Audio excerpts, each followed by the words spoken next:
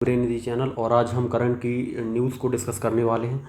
तो करंट की न्यूज़ ये है कि नैनो डीएपी के बारे में आपने सुना होगा, to reduce yield and plant growth. ठीक है, तो प्लांट ग्रोथ और उसकी जो वैरायटीज़ हैं वो क्या हुई हैं, रिड्यूस हुई हैं। तो उसके बारे में हम पढ़ेंगे। ठीक है, तो उसके बारे में ये न्यूज़ है कि अभी जो पंजाब एग्रीकल्चर यूनिवर्सिटी है उसने एक्सपेरिमेंट किया था एक, उसके साइंटिस्ट ने। ठीक है, तो उन्होंने पाया कि जो पहले डीएपी चलता था ना, उसका कंपेयर किया जो नैनो डीएपी से। तो उसमें क्या हुआ है कि जो अभी जो रिज़ल्ट आया है ना, उससे बहुत ही हार्मफुल इफ़ेक्ट देखने मिले हैं। ये इफ़ेक्ट क्या है कि पहले तो जो वीट की वैरायटी या गेहूं की वैरायटी में क्या हुआ है, कमी आई है।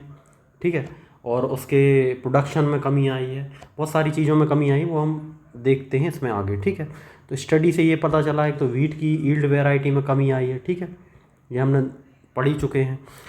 अब इसमें क्या है, हाइट्स भी डिक्रीज़ हुई है, न्यूट्रिएंट्स भी जो है वो कम हुए हैं, और इम्पैक्ट पड़ा है प्रोटीन पर या प्रोटीन प्रोडक्शन पर। ठीक है, ये हम देखते हैं। अब हम नैनो डीएपी के बारे में जानेंगे। नैनो डीएपी क्या है, तो देखो नैनो डीएपी जो है वो fertiliser development by IFFCO, nano fertiliser development by IFFCO using nano technology. तो इफ़को के द्वारा लाया गया था, 2023 की बात है, तब लाया गया था ये। ठीक है, अब इसमें जो कंटेंट हम देख लेते हैं, क्या है कंटेंट। इसमें 8% होता है नाइट्रोजन, 16% होता है फास्फोरस।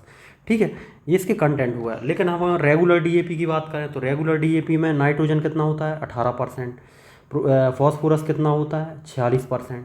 ठीक है, ये डिफरेंस है दोनों में। ठीक है, अब इसमें एक चीज़ और है, डिफरेंस, ये हम डिफरेंस देख रहे हैं। ठीक है, तो एक चीज़ और है, इसमें 500 ml नैनो डीएपी की एक बॉटल आती है।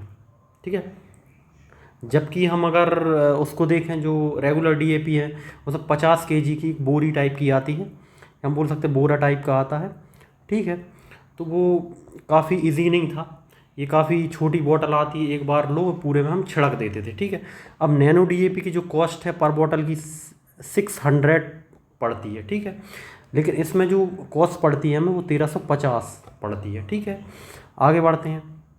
हाँ, इफ़को ने 20 ईयर का इसका पेटेंट भी करा लिया है। ठीक है, अब इसकी जो मैन्युफैक्चरिंग फैसिलिटी है ना, वो गुजरात के कलोल, कांडला एंड पारादीप उड़ीसा में की गई थी। ठीक है, अब आगे बढ़ते हैं हम, तो ये सब वही लिखा है। ठीक है, और आगे आते हैं तो अब हम अबाउट द डीएपी के बारे में पढ़ते हैं। डीएपी मतलब उसका फुल फॉर्म क्या होता है, तो डीएपी का जो फुल फॉर्म होता है वो होता है डाई अमोनियम फॉस्फेट। ठीक है, तो डीएपी में जो फॉस्फोरस की मात्रा होती है वो तो हम देख ही चुके, 46% होती है, 18% नाइट्रोजन होती है, ये सब देख सकते हैं। ये ना second most commonly used fertiliser है इंडिया में, सबसे ज़्यादा। ठीक है, पहले यूरिया का यूज़ होता है, उसके बाद अगर किसी फर्टिलाइजर का यूज़ होता है तो वो है डीएपी।